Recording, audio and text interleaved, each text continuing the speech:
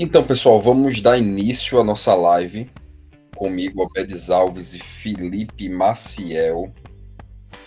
Vamos fazer um bate-papo bem tranquilo, bem fluido sobre um tema que eu acho bem interessante para quem quer trabalhar no mercado internacional. A gente vai trazer aqui várias experiências, principalmente neste mundo conectado de transformação digital que estamos vivendo, porque a gente vê que tudo é conectado hoje. Você pode trabalhar fora do país, mesmo estando no Brasil também, tem essas possibilidades. Então a gente vai falar de mercado internacional, como é que você pode se inserir, quais são as habilidades técnicas e eu posso dizer socioemocionais para você começar a trabalhar neste mercado. Meu nome é Obedes Albuquerque. Hoje eu estou fazendo mestrado de engenharia de software, né? Mestrado profissional de engenharia de software, junto com Felipe Maciel. Vou contar também nesse bate-papo minha experiência nas visitações dos ecossistemas que eu pude participar, principalmente nos Estados Unidos ano passado, na Alemanha ano retrasado.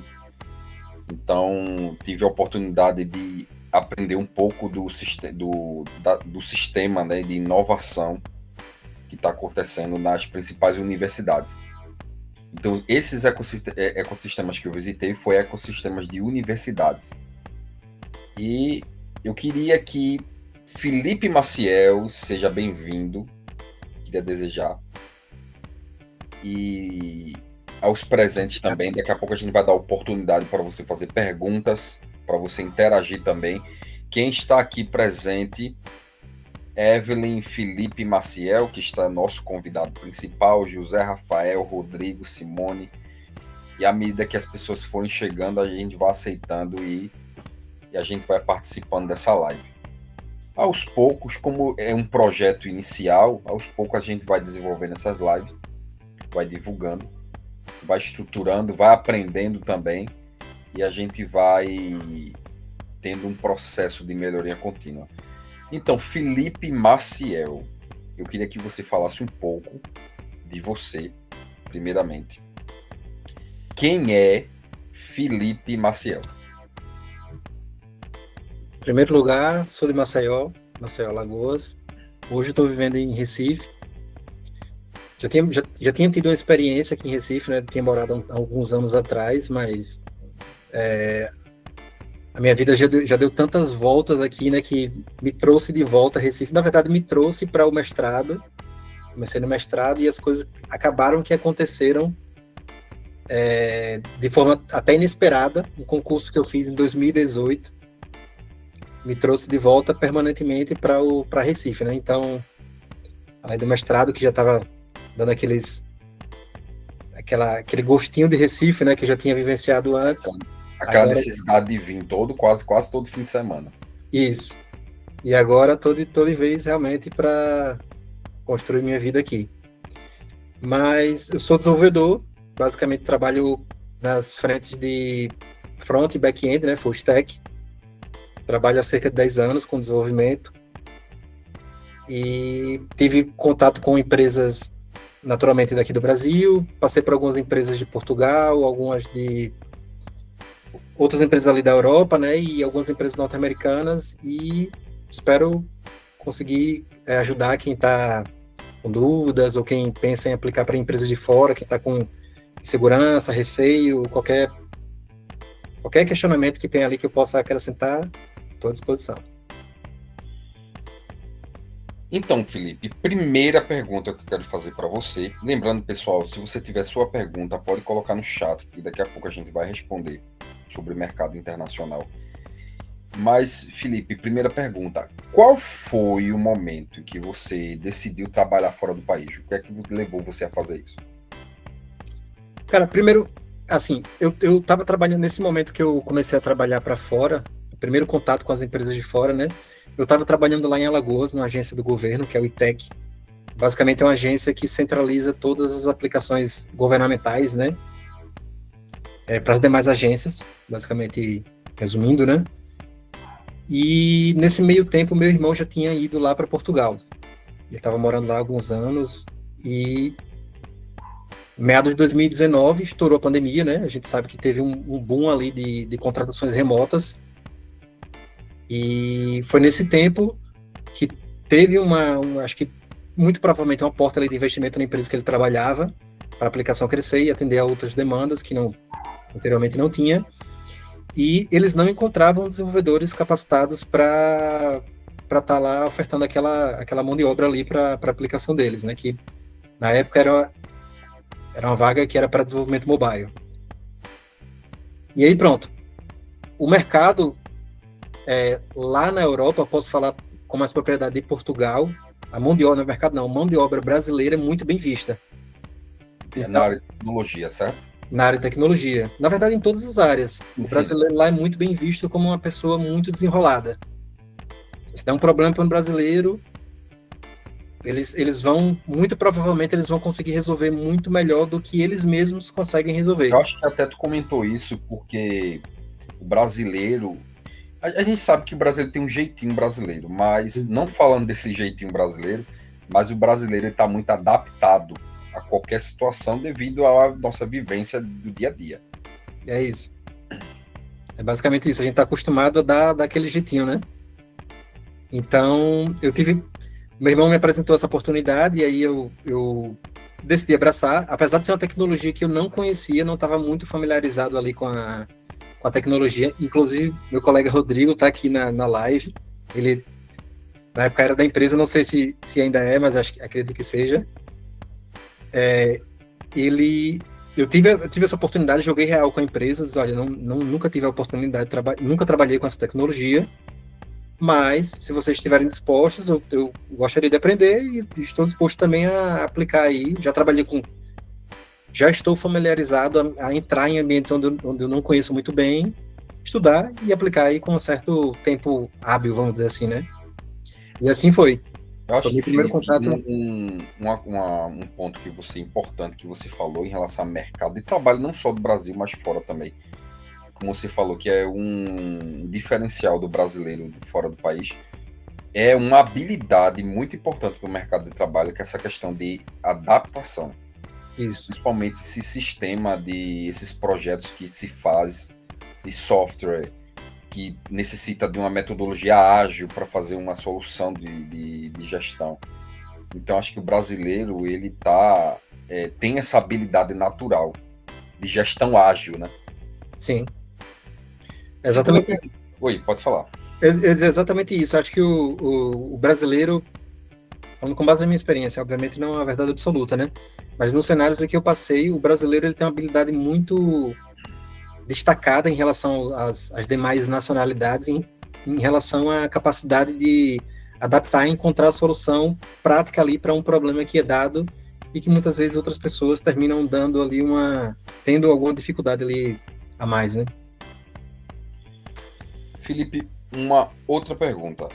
Qual foi o maior choque cultural que você teve ao trabalhar nesse mercado europeu, né? Primeiramente em Portugal, e acho que você falou comigo também que abriu muitas portas para você trabalhar em outros países também. Se eu não me engano, tu falou Suíça, acho que foi a última vez que a gente falou. Então, qual foi o maior choque cultural que você teve? Então, eu estava até pensando, estava tentando lembrar aqui da experiência, né, do que eu vivi lá nesse período, até antes de ir para Portugal, na verdade. Eu lembro que eu recebi o convite, né, e aí me chamaram para fazer uma conversa ali antes das coisas iniciarem, para entrevista, né, naturalmente, para entender se estava alinhado ali com o que a empresa estava esperando, para eles entenderem também se fazia sentido o que eu estava disposto a oferecer, né. E eu lembro que o primeiro choque, na verdade, foi basicamente conseguir me comunicar com eles. Não sei se alguém já teve experiência e, tipo, apesar de ser português e, tipo, a gente acha que, não, eu vou para Portugal, vai ser muito fácil me comunicar, né? A gente às vezes até vê alguns memes, né? E eu lembro que, às vezes, no meio da chamada, assim, eu não estava conseguindo entender metade do que os caras estavam falando. E, tipo, às vezes a gente estava inseguro, eu mesmo confesso que ficava muito inseguro com inglês e com outras questões, né, questões de tecnologia, porque às vezes a gente acha que está muito atrás deles, de capacidade técnica, Mas eu lembro que, velho, me comunicar com eles era uma dificuldade tão grande que eu não estava conseguindo entender metade do que eles estavam falando, até você pegar o ritmo. Ah, tá, tô conseguindo entender. Eles comem muitas sílabas, né? Especialmente vogais ali. E aí, quando fala muito rápido. E até piadas também. Às vezes a liderança ali estava fazendo piadas que eu só estava tipo, sem entender muito ali, só tentando tipo, não ficar de esquisito ali no meio da. Todo mundo rindo e só eu sério não entendi, mas é isso. Então acho que a comunicação ali, acho que é a primeira barreira que a gente sente, pelo menos que eu senti, não só com os portugueses, obviamente, né, mas com portugueses principalmente, porque a gente tem uma falsa impressão de que vai ser muito natural. Pegando essa ideia do idioma, que é uma das principais dificuldades, para o mercado europeu, uma pergunta. Para o mercado europeu, é importante ter o inglês? Eu diria que não. Por exemplo, uma pessoa brasileira, ela consegue entrar no mercado português só com o idioma nativo, né, que é o português. Pronto, eu diria que não só é importante, como é fundamental. Eu não sou uma pessoa que gosta de dizer assim, tipo, você tem que saber de tudo para entrar. Não, eu sou uma pessoa assim, toda vez que eu vou aconselhar, eu até aconselho algumas pessoas, eu dou mentoria e tudo, mas quando eu vou falar sobre... Eu sou o tipo de pessoa que vai dizer assim, olha, você precisa saber disso. Se você quiser estar um nível a mais, pronto, você dá esse pulo aqui. Mas isso aqui é suficiente. Eu tento orientar dessa forma. E tipo assim, eu sei que no Brasil não é necessariamente obrigatório para você saber inglês para você se dar bem nas vagas de tecnologia. Se você souber, é excelente, você vai ter boas oportunidades. Lá em Portugal, não. Apesar de ser Portugal, diferente do Brasil, a gente aqui, de certa forma, mesmo estando para empresas de fora, estou falando com base na minha experiência, né? Mesmo estando para empresas de fora, você só com português você se vira bem.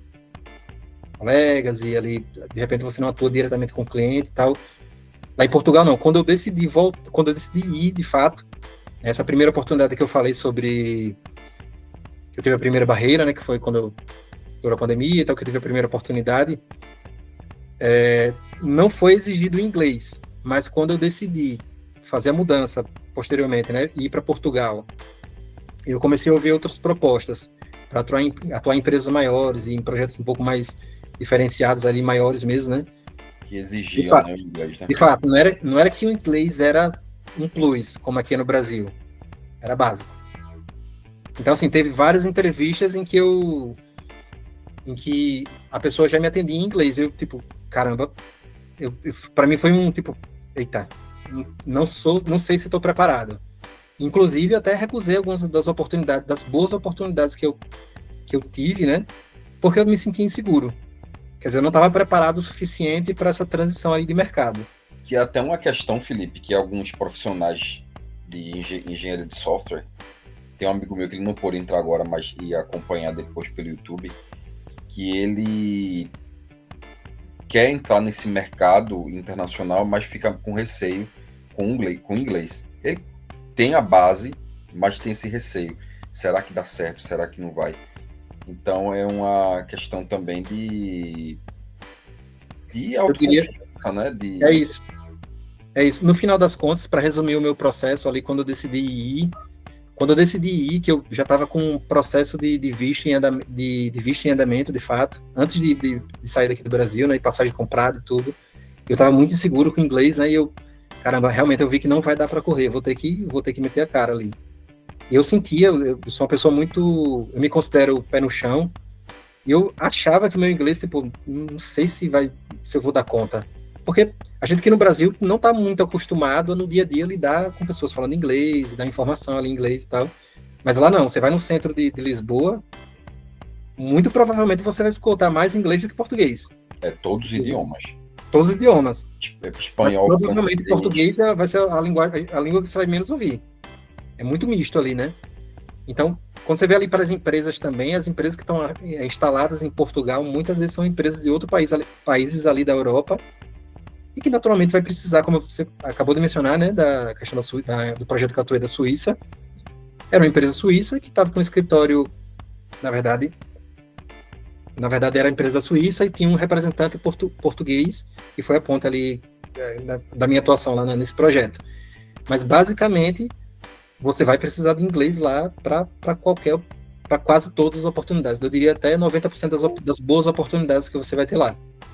O ponto é que o inglês que pelo menos que eu achava que era necessário para entrar no mercado, não é tão alto. Se você consegue manter uma conversa ali básica, por mais que você não tenha certeza do que você está falando, mas consegue passar mensagem. Isso. Consegue passar mensagem. Entender. Você consegue entender, principalmente, consegue responder uma pergunta, consegue responder a pergunta de mais de uma forma diferente, né? Para o cara não entendi, então vou ter que explicar de uma outra forma. Velho, é suficiente. Eu acho que uma das complexidades de você ter uma boa fluência no inglês é você ter uma boa audição, saber escutar, porque às vezes, por exemplo, quando eu visitei os Estados Unidos, no ecossistema fui em Berkeley, na Universidade de Berkeley, o professor tem as palestras em inglês, quando a gente fez a visitação. Só que, inicialmente, a gente precisa... Não sei se vocês também, e se tu, Felipe, tem essa perspectiva. A gente primeiro tem que engatar no idioma, porque às vezes a gente tá com um português na cabeça. À medida que a gente vai ouvindo, começa a engatar o idioma e começa a movimentar a máquina para deixar o inglês mais fluido. Mas no meu caso, em relação ao inglês, eu sempre penso que eu preciso aprender mais. Porque eu acho que o inglês tem uma gramática bem enxuta relacionada aos outros idiomas, mas ele tem a complexidade que ela é em relação à fluidez. Deixar mais fluido o idioma, né? O vocabulário e a questão fonética, né? Você falou isso aí em relação à prática, né? E a gramática e a maneira que... Até um fato curioso, eu passei esse tempo em Portugal e até quando eu voltei para uma empresa brasileira, atuando para um norte-americano, né? Para uma empresa norte-americana, e o meu superior, na verdade, a minha atuação total na empresa era com os norte-americanos. E eu lembro que também foi um choque o fato de às vezes eu não conseguir entender exatamente o que eles queriam dizer, apesar de eu me considerar já, eu consigo me virar aqui. Mas também foi um choque de entender ali a forma que eles estão expressando as coisas, né? Então, é como você falou, tem um pouco de você se sentir inserido ali, tipo, poxa, o jeito que eles falam não é tão natural como a gente vê aquele inglesinho ali de escola, né? O inglês... os sotaques, né? Sotaques, de maneira... Outra pergunta, Felipe. O que mais te surpreendeu sobre trabalhar com tecnologia específica, né, no exterior? Nessa área de tecnologia, o que é que te surpreendeu? Que tu não tinha noção que ia trabalhar, mas te surpreendeu em relação a essa vivência? Cara, o choque quando eu saí do país, o choque que eu tive, assim, de fato, eu estava muito acostumado a minha vivência não tinha lidado com arquiteturas tão complexas, né? Vou dizer assim. Eu acho que quando eu saí, quando eu fui para esses primeiros projetos aí lá de Portugal, eu tive a oportunidade de lidar com arquiteturas mais complexas, que muitas vezes eu estava trabalhando num módulo muito pequeno, né, no microserviço, no micro front-end muito pequeno, e que eu estava muito acostumado, nas minhas experiências anteriores, a ter um overview completo da aplicação, de saber o que está fazendo de ponta a ponta, para ter uma visão muito clara ali do que eu estava entregando, né? E eu acho que, de fato, é o fundamental ali, né? Se eu fosse, sei lá, se fosse liderar uma equipe ali de uma equipe de desenvolvedores, naturalmente, qualquer pessoa que entrasse, eu ia querer que ela tivesse a visão, de fato, do que ela está entregando. Mas eu lembro que quando eu fui para essa primeira empresa, que ela é até conhecida, é Farfetch o nome da empresa, ela é basicamente um e-commerce de produtos de luxo. Ela é uma inglesa, na verdade, mas acho que os fundadores são portugueses.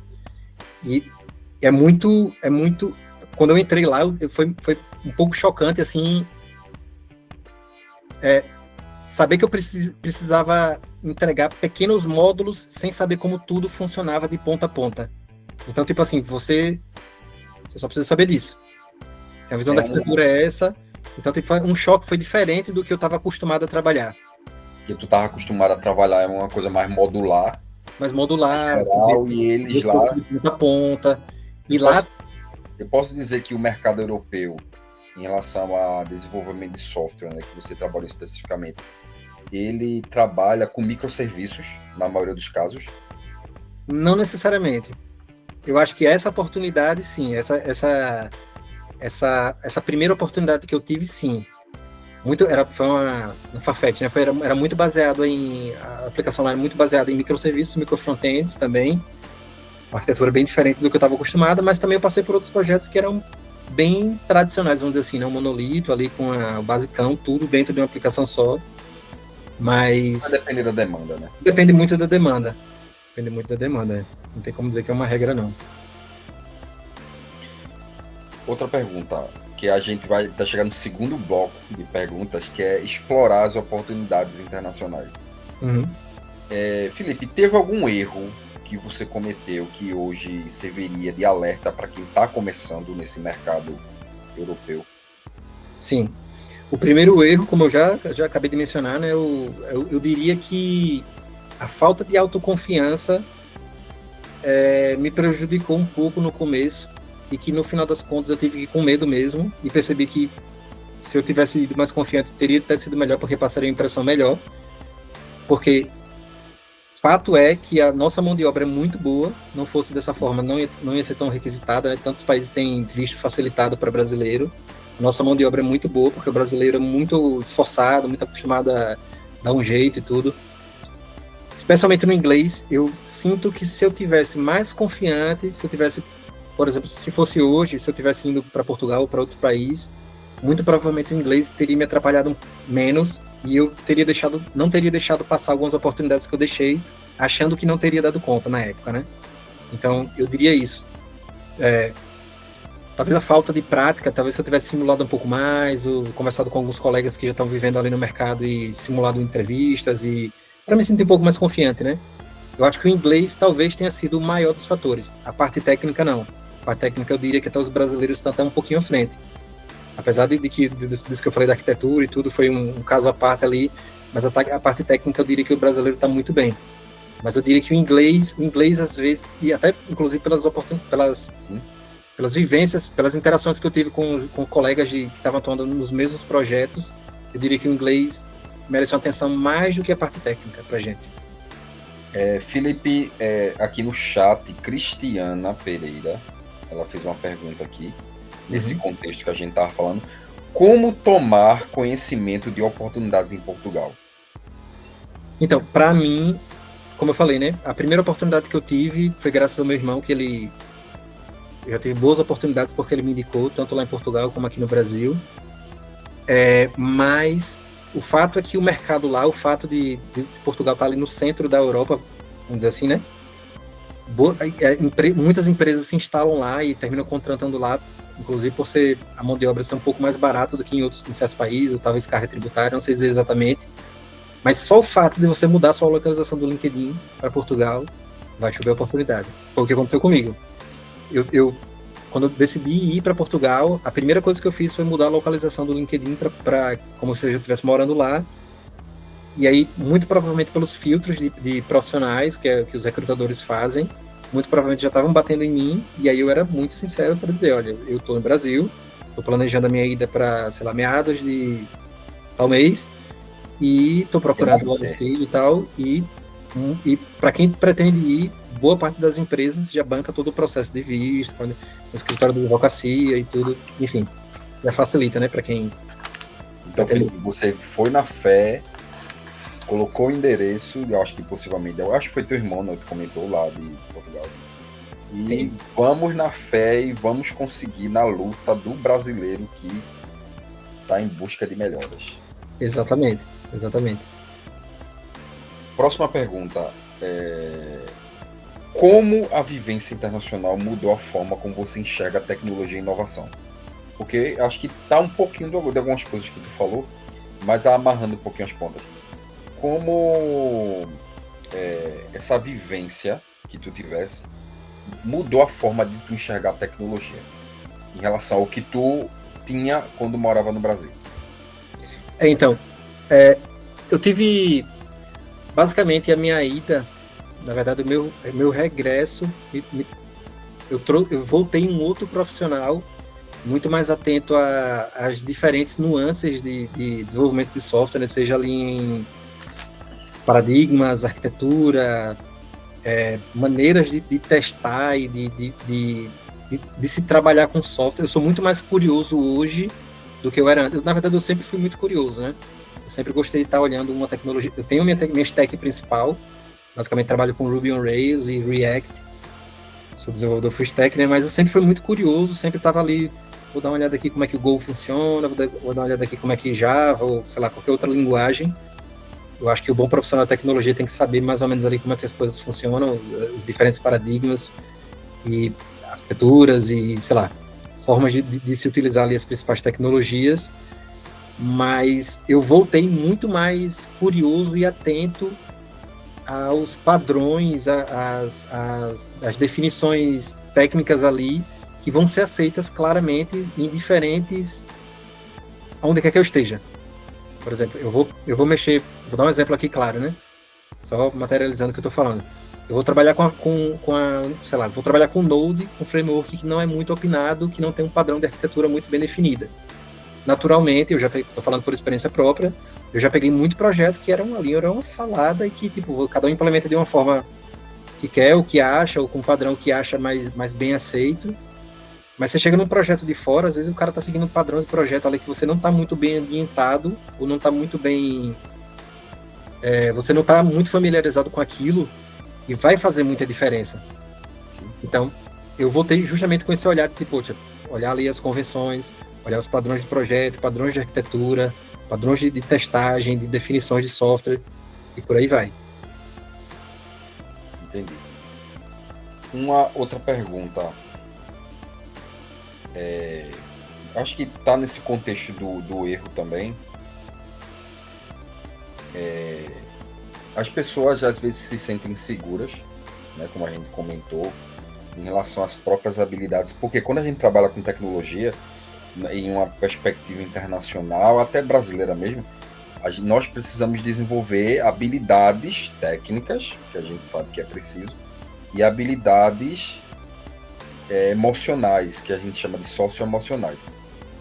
Acho que, da tua experiência, tu falou muita coisa de técnica que tu aprendeu, mas de socioemocional, de comportamental, o que é que tu aprendeu, o que é que foi de novo para você, que você desenvolveu, além dessas habilidades de curiosidade, que eu acho muito importante para quem trabalha com tecnologia?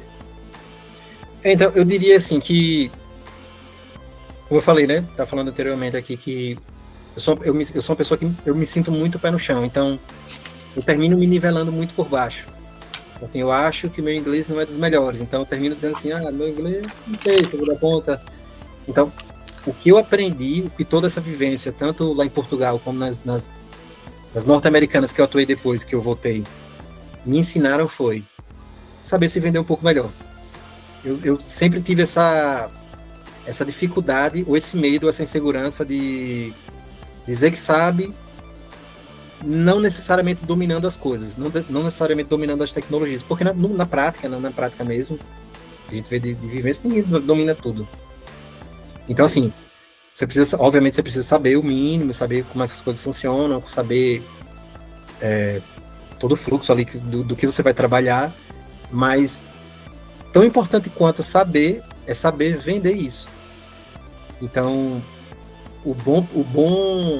o cara que recebe os melhores salários, as melhores oportunidades, muito provavelmente é o cara que sabe a tecnologia, sabe o recurso, enfim, o que ele vai trabalhar lá, mas que ele sabe vender também, porque não adianta nada saber e você não conseguir entregar ali aquilo para o recrutador, para a empresa que está ali tentando, no final das contas você faz uma entrevista, é uma venda, né? Você está tentando se vender para o cara. Então, eu acho que cai na questão da autoconfiança mesmo, que a gente está falando desde o início. É isso. Você ser autoconfiante, você acreditar mais nas suas habilidades, na sua técnica. É isso. E para o brasileiro, só complementando, para o brasileiro, a gente... É até meio feio falar assim, né? Mas o brasileiro, ele tem um pouco de síndrome de vira-lata, assim, no sentido de que ele admira muito o que é de fora.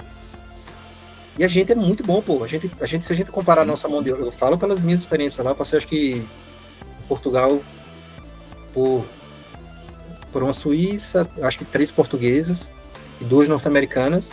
Poxa, a gente é muito bom, pô. Eu os times que eu atuava, os brasileiros eram muito bons e muito reconhecidos por isso, pela qualidade das entregas e tudo. O que falta mais é saber que você está entregando bem. Você está entregando bem. Então, se venda como isso, pô. Se venda como bom. Vá lá e fala o inglês errado. Mas se conseguir passar a imagem, a mensagem correta, pô. Falando inglês, dessa Funcional. questão que nós brasileiros exigimos muito em relação ao inglês. É isso. Por que eu estou dizendo?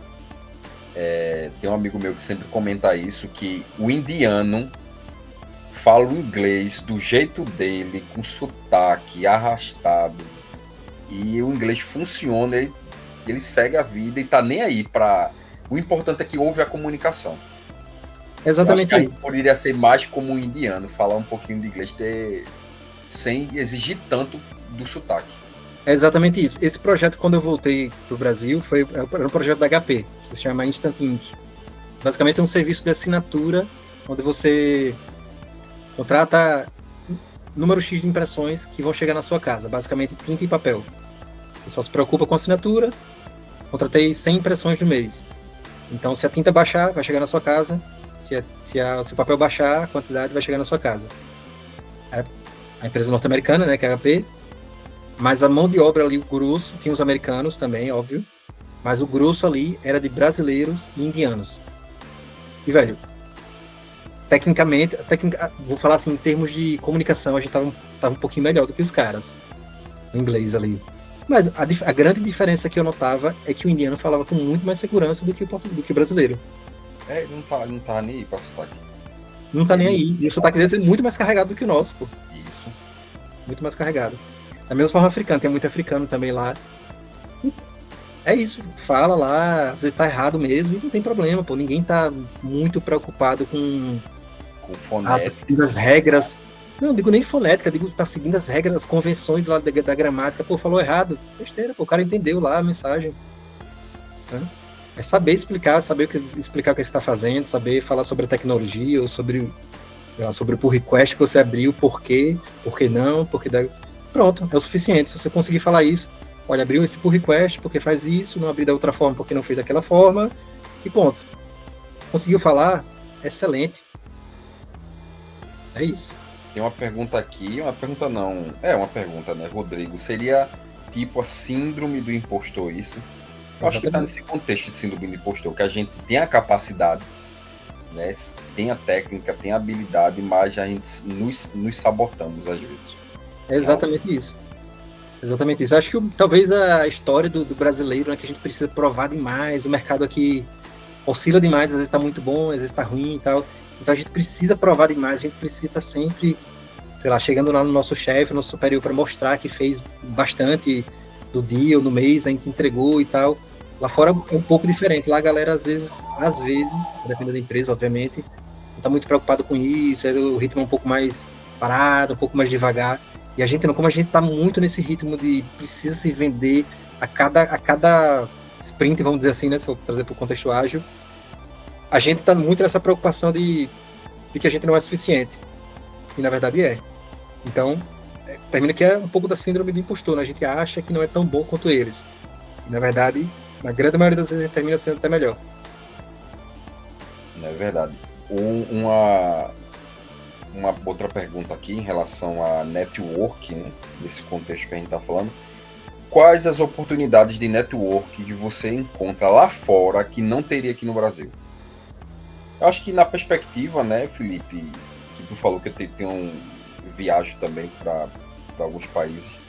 Eu acho que na Europa ele tem uma oportunidade de network porque os países estão muito conectados. Você pega um trem, 4 horas você está num outro país, 6 horas está no outro país. E à medida que você convive, né, no dia a dia, em Lisboa, por exemplo, você tem contato com gente de todos os países. É basicamente isso, né? Se eu for falar da Europa, se eu falar especialmente de Portugal, né? Você está ali basicamente vizinho de vários países. É como se for comparar aqui, a gente está aqui em Pernambuco, e se a gente pegar um carro e decidir aqui para Maceió, 3 horinhas tá do lado. Então, naturalmente, os países que estão ali também, a União Europeia, basicamente é como se fosse um país só, né? Isso. entre aspas, mas tipo, as coisas são muito mais trafegáveis ali entre os países da União Europeia do que comparando o Brasil com os países vizinhos, né? Então, em termos de network, assim, infelizmente para eles é muito mais fácil cross países assim do que pra gente, né? Porque a gente não tem. É difícil a gente ver um brasileiro, tô atuando aqui num país ali do Chile. Não tem muito isso. Uma empresa chilena se instalou aqui e a gente tá. Não é tão quanto eu vi lá, por exemplo. Então, assim, em termos de network, realmente lá facilita, né? Você estando lá, você tem mais oportunidades de fato. Mas, assim, mesmo aqui daqui do Brasil, tem muitas comunidades, você pode entrar em comunidades de determinada linguagem, por exemplo, trabalho com Ruby on Rails, né? Então, muitas comunidades aí de Ruby on Rails, você pode estar interagindo lá e termina que você consegue, até aqui do Brasil, fazer bastante network, né? E aqui às vezes abre oportunidades também para vagas até, ou para ir, como eu já vi casos, de colegas que foram para os Estados Unidos, ou trabalhar daqui e para lá e por aí vai. Como a gente está falando, o Brasil é um celeiro de inovação e tecnologia, é referência no mundo. O Brasil, eu posso dizer que o Brasil está atualizado em relação ao que no mundo tem ditado de tecnologia. Por exemplo, eu visitei o ecossistema de inovação na Alemanha, visitei algumas universidades no leste europeu, a Aachen, Colônia, e muita coisa que se estuda lá, que se trabalha essa questão de sustentabilidade, que a gente vê muito forte aqui no Brasil. Na Alemanha, principalmente, é muito forte essa ideia de sustentabilidade. Principalmente essa questão do contexto europeu, que é questão política, e o gás, parte do gás vem da Rússia, eles querem ser mais independentes. Então, lá eles estão investindo muito, falando de inovação, né, de contexto europeu, lá eles estão investindo muito em sustentabilidade, em energia renovável. Por exemplo, na Universidade de Aachen, eu tive a oportunidade de visitar o departamento de... Porque quando a gente fez essas visitas de ecossistema, não só foi especificamente de tecnologia de software, foi tecnologias emergentes. A gente visitou tanto tecnologia de carros autônomos, quanto outros tipos de tecnologia, impressoras, né, que imprime peças para protéticas, né, no caso, na área de saúde. Então, lá na Alemanha, né, continuando na ideia, eles têm muito forte o apego de sustentabilidade. Legal. Eu não sei se alguém foi para a Alemanha ou teve a oportunidade. Se tiver a oportunidade, vocês vão ver que a Alemanha é muito, acho que, em relação à alimentação, por exemplo, para você verificar a força da ideia de sustentabilidade. Eu acho que eu nunca vi tanta comida vegana do que na Alemanha, porque eles têm umas perspectivas de mudança de vida em relação à sustentabilidade. Roberto, você no começo da sua pergunta, você começou a questionar sobre como o brasileiro é visto ali no papel de inovação e atuação ali ditando tecnologia. Eu queria devolver a bola para você, na sua vivência, nas suas viagens na Alemanha, nos Estados Unidos. Você via o papel do brasileiro ali relevante lá fora? Ou é algo que... Eu via muito, como nesse contexto que eu estou falando, eu via muito do Brasil fora do país, nas pesquisas que a gente faz, porque hoje a gente está no contexto brasileiro de desenvolvimento da indústria 4.0. A gente sabe que o Brasil não chegou ao ápice da indústria 4.0, mas aos poucos algumas fábricas estão mudando para indústria 4.0, no uso de sensor, no uso de métricas, de data, da análise de dados. E fora do país, eles estão um pouco mais avançados em relação à indústria 4.0, mas eu vi muito do Brasil fora em relação à sustentabilidade, em relação a essas tecnologias que estamos desenvolvendo. Legal. Estados Unidos, vi muita tecnologia no dia a dia relacionada à automação, a carros autônomos. Quando eu estava lá, eu ia pedir até um carro autônomo, porque é tipo um Uber lá, o carro autônomo. Sim. Mas que tem um endereço de lá, eu não tive a oportunidade, que eles cobram endereço, cobram telefone, como não passei muito tempo, então não tive oportunidade, mas eu acho que na vivência externa, a indústria 4.0 está muito forte. Isso não quer dizer que o Brasil está atrás disso, o Brasil está desenvolvendo. Não, com certeza. Na minha experiência anterior, né, antes de entrar no Ministério Público, que foi agora há pouco, eu estava atuando no Instituto de Pesquisa Eldorado, que é uma instituição P&D. Então, basicamente, eu via muito como o papel do brasileiro em projetos muito relevantes a nível global, né, como carros. Eu esqueci o nome do termo agora, como se fosse um drone para transporte humano, né, vamos dizer assim. Um termozinho lá, esqueci agora. Veículo aéreo, no caso, existe o veículo aéreo não tripulado, que é o drone. Isso, tipo isso. Eu acho que é o veículo aéreo tripulado, né, que esse aí já tem essa possibilidade. Então, tipo assim, eu vi o papel do Brasil, tipo, eu fiquei, caramba, não sabia que a gente tava nesse nível, pô. Não fazia noção. É um projeto que tá ali, o Brasil tá liderando ali. É justamente isso. Eu acho que o Brasil precisaria investir mais em educação e pesquisa. Sim, Por exemplo, 2020 a China investiu, até hoje, né? A China investiu pesado em pesquisa e inovação. Pesquisa e inovação, pesquisa e inovação. Você vê que ela se tornou referência em muitas das áreas. Eu acho que o que falta no Brasil é desenvolver essa área de pesquisa e inovação. A gente tem uma lei, né? A gente até tem uma lei de incentivo, né? E é muito bom. Essa oportunidade que eu tive de trabalhar no Eldorado foi uma oportunidade que enriqueceu bastante, porque não era empresa que estava visando tanto como empresas convencionais, vamos dizer assim, né? Que estava visando tanto lucro. Não, era uma empresa que sem fins lucrativos, né? No papel, né? Mas como o César, que é a nossa instituição também, né? O braço do César School, que é do mestrado que a gente faz, era um pouco diferente, porque você via o braço ali brasileiro em projetos de grande relevância, né, como pesquisa de 5G também, como pesquisa muito voltada para IA, muita para coisas, como eu falei, né, dos carros autônomos aí também.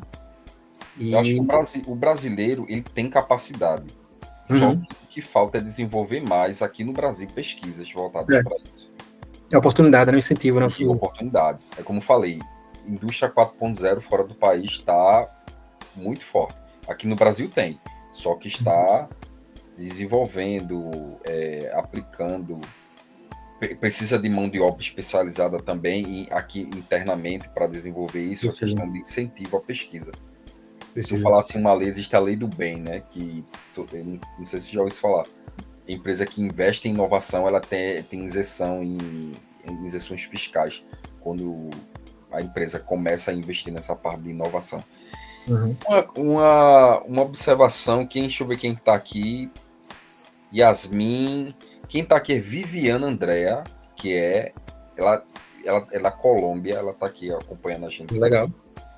Viviana, se você... Viviana, ¿quieres saber algo, Viviana? Bom dia para todos. Um saludo muito especial desde Colômbia.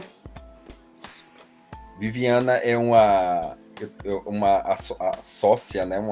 Estamos em parceria. Então, eu estava tendo reunião lá na Colômbia, aí parceria na associação. Estamos em associação, porque parceria é outra coisa. Estamos em associação, desenvolvendo algumas ideias. Só que nesse período eu tinha comentado no início que Viviana está na correria trabalhando com imposto. Então ela está nesse período de imposto de renda em Bogotá. Mas estamos nesse feeling de futuros projetos sendo aplicado Brasil-Colômbia. Legal. Que é oportunidade para vocês também. A gente pode apresentar nossas ideias para caso você queiram trabalhar também. Porque lá na Colômbia, uma outra vivência em relação à inovação, tem muita oportunidade de desenvolvimento, de inovação, de mercado também. Porque o mercado colombiano, ele trabalha com inovação. Acho que a UNAL, onde eu pude visitar, que conheci a Viviana, que é a Universidade Nacional da Colômbia, ele tem setores específicos de inovação. Eu acho que é um pedacinho do Brasil lá, porque ele trabalha... Tem uma área lá na universidade que eles chamam de STEAM, o Lab STEAM. E tem muitas tecnologias lá, desde impressora 3D, pesquisas em algoritmos voltados para a medicina. e eles trabalham muito com essa questão de interdisciplinaridade. Legal. Tipo, é um laboratório disponível que uma pessoa de medicina pode trabalhar, uma pessoa de design pode trabalhar junto, de todas as áreas. Eu achei muito interessante isso, essa questão Muito da legal. interdisciplinaridade. Viviana, quer falar algo? Eu vou tratar de falar o melhor em português. Tranquilo, dá Eu, tranquilo. nas aulas STEAM na universidade também está estendendo a outras regiões do país, um pouco mais não centralizada, muito, muito lejos. Distante, lejos. Distante da capital, em regiões muito pobres, muito difícil de acesso. O acesso é muito difícil, muito difícil. E na universidade levou as aulas STEAM para a educação com primeiras crianças. Eu acho que essa ideia, Viviana, que tu falou, é uma ideia que é muito desenvolvida aqui no Brasil também, e em outros países que eu vi, que é você ensinar tecnologia para o ensino fundamental, desenvolver as crianças e elas ter essa base de tecnologia para entrar para o mercado de trabalho. E agora também temos para outras, a aula STEAM é da Faculdade de Engenharia. E agora estamos com medicina e também artes. A tecnologia em artes e medicina e é muito boa para as aulas, para os estudantes da universidade, é muito proveitoso. É a questão até de prototipagem, né, Viviana? De prototipar as ideias. Por exemplo, um aluno de medicina, falando de inovação, né? Um aluno de medicina, ele quer executar um projeto. Eu acho que eu vi até no laboratório. Uma estudante, ela estava trabalhando com programação voltada para cirurgia, telemedicina. Eu acho que quando eu visitei lá a universidade, eles estavam... ela estava fazendo essa pesquisa lá no STEAM. Mas muito obrigado, Viviana. Quer falar mais alguma coisa? Não, muito prazer de compartilhar com vocês. Viviana, o Brasil está de portas abertas. Aqui a nossa live está de portas abertas. Que eu acho que Viviana vai vir aqui para o Brasil, viu? Eu acho que Viviana vai ser igual a Felipe. Felipe é pernambucano. Acho que Viviana vai vir aqui para o Brasil também. A gente vai fazer essa associação para que tu possa trabalhar em Brasil, sim? Ela vai vir trabalhar. A gente está com muitas ideias. Você que trabalha com inovação, que está participando da live, que está ouvindo essa live, Colômbia tem muita oportunidade para você trabalhar com inovação e tecnologia. Muita parceria, né? Parceria. Eu acredito também, o comentário, o problema na Colômbia também é a burocracia. Sim, tu até comentou, acho que eu comentei no início também, questão de imposto, né? É um dos problemas. E até o sistema, tu comentou comigo, acho que foi hoje que eu estava conversando com você, que muitos sites do governo, sistemas digitais, eles ficam facilmente sobrecarregados e eles sempre estão caindo, não repõem o sinal, aí vem toda aquela burocracia de papelada, você tem que se deslocar. Então, ó, terreno fértil para trabalhar com consultoria na Colômbia, prestar um serviço que tenha mais qualidade, né? Um sistema digital mais de qualidade. Sim, porque na Colômbia dizemos não há nada mais certo que os impostos e a morte. E é muito difícil porque muitas pessoas têm que apresentar os impostos e a tecnologia não é boa. Olha, oportunidades. Essa live de oportunidades. Vai que a gente faz um projeto aí para Viviana mediar a gente com a Universidade Nacional da Colômbia. Tudo para melhorar. Sim. Se vocês quiserem fazer também uma pergunta para Viviana em relação ao mercado, deixa eu ver se alguém colocou aqui. Heriberto Henrique. A falta de interesse é o verdadeiro desafio. As empresas privadas, mesmo com a lei de incentivo, ficam limitadas pela burocracia, que se concentra em aumentar a receita do Estado, sem uma visão de futuro bem definida. Acho que é chamar de investimento, né? Como a gente estava falando aqui. De investir em tecnologia, desenvolver essa tecnologia 4.0, que o Brasil tem capacidade de desenvolver, a América Latina tem capacidade de desenvolver uma tecnologia 4.0 voltada para essas tecnologias emergentes de sensores, controladores lógicos programáveis, de Big Data, análise de dados. Eu costumo dizer, nos estudos que eu faço, né, que uma empresa ela capta 100% de informação, mas só usa 20% dos dados que são obtidos. Então existe muito mercado, né, para o Brasil em relação a esse contexto. Você pode fazer sua pergunta também. Simone, José Rafael, Evelyn Limeira está aqui presente, Rodrigo, deixa eu ver quem está mais presente, Diego Barros, Cristiana, pode fazer sua pergunta.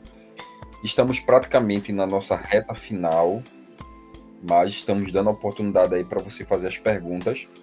Pode fazer pergunta para Viviana também. Eu posso até alinhar depois uma live com Viviana para ela falar um pouquinho da experiência dela, porque Viviana ela trabalhou na Universidade Nacional da Colômbia, que é a Federal da Colômbia, que a gente chama de Federal aqui no Brasil. E ela trabalhou com inovação, só que trabalhou com essa parte de contrato, né? Viviana, compreende o que eu digo? Sim, eu também sou advogada e eu trabalho com impostos, mas eu também estava trabalhando na Universidade Nacional, em Coca-Cola e em os canais privados da Colômbia. Ela trabalhou na RCN, eu nem sabia disso, ela me viu semana passada, ela trabalhou na RCN, é como se fosse a Globo de lá, RCN, a Caracol. Eu disse, quando eu for para aí eu quero conhecer a TV também. Uma pergunta de Rodrigo. Qual o impacto da IA no mercado de tecnologia? Seja desenvolvimento ou em outras áreas. Quais os prós e contras? Acho que é uma pergunta para todos também. Eu posso falar a minha perspectiva. Maciel também pode falar, Felipe Maciel. A IA, acho que a gente até comentou isso no mestrado esses dias, né, que a gente estava tendo gestão de projetos voltada para inteligência artificial. A IA, eu acho que é uma área muito delicada, porque a IA, a inteligência artificial, ela tem um poder, se não for bem criada, bem gerenciada, tem um algoritmo bem definido, ela tem um poder de mudar opinião e mudar comportamento. Por isso que hoje o mercado europeu criou o decreto de controle do uso de inteligência artificial no mercado. Porque o IA, a inteligência artificial, não é só o ChatGPT. Existem várias tecnologias que usam, né, não vou dizer nem tecnologia, mas artefatos que usam a IA. E esse uso da IA, se for usado de forma tendenciosa, ela pode tornar o usuário, mudar o comportamento do usuário, principalmente questão de uso de aplicativos como streams, né, de filme, streams de música, ou até o mesmo as redes sociais. Ele pode mudar o comportamento porque só vai mostrar aquilo que você quer. Eu digo que a IA ela pode criar uma bolha social em relação à opinião. Por isso que na Europa criou-se esse decreto, né, para controlar, as empresas controlarem o uso de inteligência artificial, que é uma tendência de inovação também. E aí, Felipe, o que é que você acha dessa perspectiva de desenvolvimento de inteligência artificial? Lembrando que, nesse contexto também, o Brasil tem um projeto de lei de regulamento da IA também. Não sei se a Colômbia tem, Viviana, o governo, o controle de inteligência artificial. No Brasil, a gente tem um plano nacional. Ainda não tem um decreto. Mas o Brasil está se preocupando. Agora, tratamento de informação, temos uma lei para regular, porque temos muitos problemas por o manejo de datos personales a través de la IA. Se está Colômbia está enfocando-se nisso. E sua opinião, Marcel, em relação à IA, em relação ao desenvolvimento e as outras áreas? Do ponto de vista de desenvolvimento de software, o que a gente estava conversando, inclusive que foi mencionado na aula de mestrado, né, do final de semana passado, que a minha opinião é o seguinte: eu acho que existe um trade-off ali em relação a como a inteligência artificial está impactando o mercado e o futuro dos desenvolvedores, né? Porque, de fato, a gente sabe que boa parte do código de baixo nível, vamos dizer assim, o código repetitível, código que é fácil de manipular, pelo menos por hora, Sim. Nesse momento, né? É fácil de gerar com IA. Então, assim, se a gente pensar de forma rasa, a gente tem uma perspectiva de que a IA pode tomar algumas das vagas iniciantes, vamos dizer assim, né? A IA pode tomar algumas das vagas de pessoas que não precisam de tanto conhecimento para entregar produtos mais simplificados. Isso é uma opinião rasa. O contraposto a isso é o fato de que cada vez mais empreendedores... O cachorro está latindo aqui, deixa eu ver se eu abro a porta aqui rapidinho. Enquanto Felipe foi atender a porta, acho que o correio mandou alguma coisa para ele. Eu disse, o correio mandou alguma coisa para ele. Foi a cachorra estava latindo aqui na porta do quarto. O contraposto a isso é o fato de que a IA está crescendo tão rápido, se a gente for comparar com os, 3 últimos anos, como está afetando o desenvolvimento de software, é o fato de que cada vez mais empreendedores, empresas, pequenos empresários, têm a oportunidade de, com 2 ou 3 ou 10 prompts, construir um MVP. Sim. Naturalmente eles vão conseguir levantar uma aplicação, vão conseguir colocar o seu site no ar, uma aplicação mobile, ou coisas mais simplificadas no ar, que inicialmente vai conseguir entregar alguma coisa. Estou falando por hoje. A gente não sabe do futuro, né? Não tem... Tá aí o GPT-5 aí, que recém-lançado, que já está entregando muito mais do que o 4, né? Então a gente não sabe do futuro. Mas a minha perspectiva é que, à medida que pode tomar algumas vagas, tem até um case muito conhecido recente agora, que é da aplicação chamada Q-Concursos, e que 2 desenvolvedores conseguiram entregar o que ia precisar, de 20 desenvolvedores para entregar em muitos meses, os caras entregaram em poucas semanas, poucos dias. Não consegui lembrar agora quanto tempo foi. Mas, enfim, eram 2 pessoas experientes utilizando a inteligência artificial. Para um pequeno empreendedor, o cara vai conseguir gerar o produto dele muito rápido, lá o MVP dele, o produto simplificado dele muito rápido. Porém, quando ele precisar avançar o produto dele, muito provavelmente ele vai precisar de um especialista, muito provavelmente ele vai precisar de uma equipe dedicada, muito provavelmente ele vai precisar de uma pessoa que entenda do que foi gerado ali por trás dos panos ali da IA. Então, como eu falei, é um trade-off ali, né? Ele tem o potencial de tirar algumas vagas, em contrapartida ele tem um potencial de criar muitas outras, que, ao meu ponto de vista, a capacidade de criar muito mais alta do que tirar. Esse é o meu ponto de vista. É aquele potencial que deve ser usado de forma sábia, né? Porque a gente sabe como mencionei, do poder da IA. Uma outra pergunta, se você quiser fazer perguntas também, pessoal, fiquem disponíveis. Esse período aqui, 5 minutinhos de perguntas, para a gente fazer a última pergunta para finalizar nossa live. Lembrando que essa live, até entre uma e outra, demorou bastante. Eu estou pensando em fazer essa live quinzenal, porque dá tempo da gente divulgar as próximas lives. Ô, Betis, posso responder aqui a da Cristina? Sim, era isso mesmo. Remuneração em Portugal na área de tecnologia é interessante. Eu posso dizer que tem uma variação, inclusive, maior do que aqui no Brasil, né? A gente aqui no Brasil está acostumado a ter uma noção de faixas salariais aceitáveis, falando para desenvolvimento de software, né, que é basicamente onde eu atuei. Então a gente sabe que um júnior vai receber ali, sei lá, na faixa de X, e um pleno na faixa de Y, e um sênior na faixa de Z. E a gente sabe mais ou menos, tem uma noção ali, sei lá, de tanto em tantos anos se migra de uma carreira, de uma janela ali para outra, de uma classe para outra, vamos dizer assim, né? Lá em Portugal, o que a minha experiência diz é o seguinte: primeiro que o júnior tá classificado em mais de, não é só júnior, então tem mais de uma categoria de júnior. O pleno tem várias categorias e o sênior tem várias categorias, e que de certa forma isso, obviamente variando de empresa para empresa e de tamanho de empresa para empresa, varia inclusive para menos, tanto para menos do que no Brasil, do que se paga, quanto para mais. Então assim, por exemplo, Felipe, um júnior iniciante, ele ganha quantos euros lá em Portugal? rapaz, eu não vou conseguir dizer assim precisamente, para ser honesto. Assim, não vou conseguir dizer.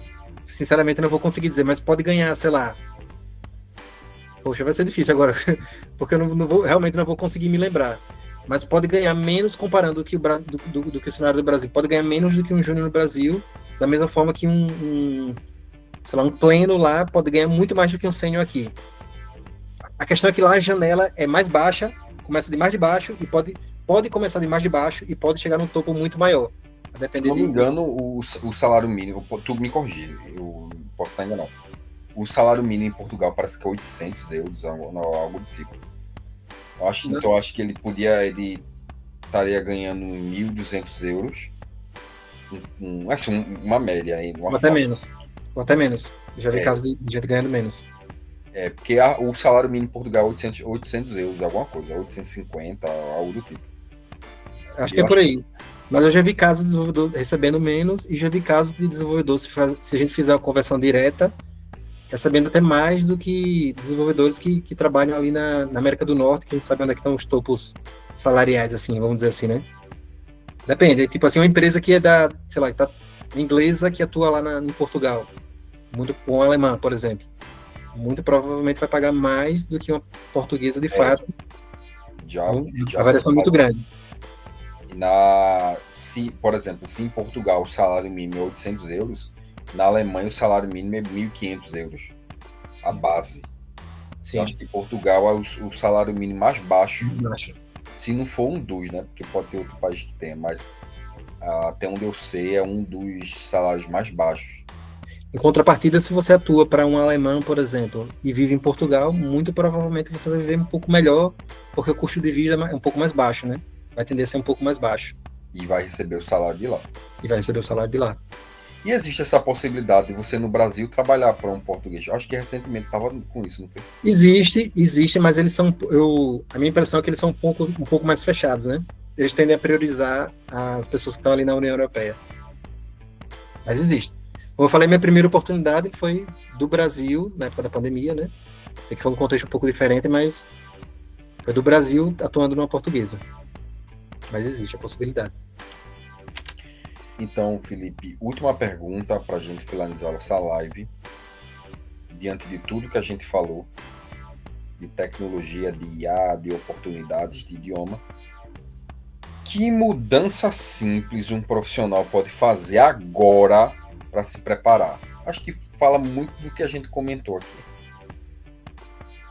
Eu vou dar o exemplo que eu costumo dar para um profissional que está visando uma vaga de fora e que está inseguro para um brasileiro, um desenvolvedor médio brasileiro escute sua música em inglês, coloque a legenda e comece a ler lá a legenda do que o cara está falando, ou o filme, coloque a legenda e tente entender mais ou menos um diálogo, a fonética ali das coisas para tentar se ambientar. Eu diria que o principal ponto para a gente é o inglês. Muito importante, conecta vários mercados, principalmente europeu, como a gente comentou. Acho que o mundo todo. Duolingo ajuda bastante. Duolingo ajuda bastante. Para iniciar, né? Eu digo que o Duolingo destrava. Tá igual eu costumo viajar bastante. Eu fui para o Egito e para o Marrocos. Aí lá vai eu usar o Duolingo para aprender árabe. Até aprender as coisinhas da letra do desenho do árabe. Pelo menos eu sabia algumas palavras para me virar sozinho por lá. Mas então, pessoal, se tiver alguma pergunta, pode fazer agora. Estamos finalizando a nossa live. Queremos agradecer a oportunidade de todos aqui que presenciaram, que dispuseram do seu tempo. Vamos disponibilizar essa live pelo YouTube para quem não pôde acompanhar. E eu espero que vocês estejam na próxima live também. Vou convidar pessoas da área de tecnologia, que a ideia das lives é voltada para a tecnologia. Eu queria primeiro me despedir de cada um de vocês. Viviana, despedir de Viviana também nessa live. Quer falar algo de Viviana, se despedir aqui do Brasil? É que horas? Eu acho que é 5 horas aí. 5 horas em Bogotá. 7. São as 7. 7 horas. Muito obrigada com você, professor. Eu estou muito feliz de escutar português, de falar com vocês e de também ver os possíveis projetos e desenvolvimento como Brasil é muito mais adelante aqui na Colômbia. Obrigado, Viviana. E Sim. você que está na live, que está acompanhando, quiser ter um link Brasil-Colômbia, pode falar com Viviana, que ela tem muito contato lá, principalmente nas pesquisas da Universidade Nacional. Existe França também, só que França é outra amiga nossa, só que França está bem ocupada, né? Está trabalhando muito França na universidade, mas é um contato muito forte também. Fora a Câmara de Comércio que joga com eles. Câmara de Comércio de Bogotá é uma oportunidade também para trabalhar com eles também. Felipe, muito obrigado por participar dessa live. Eu agradeço o convite e caso alguém tenha mais alguma dúvida e quiser entrar em contato pessoalmente também, estou à disposição. Vamos disponibilizar o YouTube pelo LinkedIn também. Pode seguir o LinkedIn de Viviana, de Felipe, de cada um que esteve aqui, Evelyn, Simone, Rodrigo, Heriberto. A gente pode fazer um network aqui de troca de informações. De Marcondes, de Cristiana, meu muito obrigado e até a próxima live, que acredito, eu vou alinhar, vou convidar a pessoa, mas acredito que vai ser na área de cibersegurança. Legal. Certo, pessoal? Até a próxima. Meu espanhol, grande abraço de Brasil, Viviana. Valeu, um abraço. Até logo. Pessoal. Até logo. Tchau, tchau. Tchau, tchau.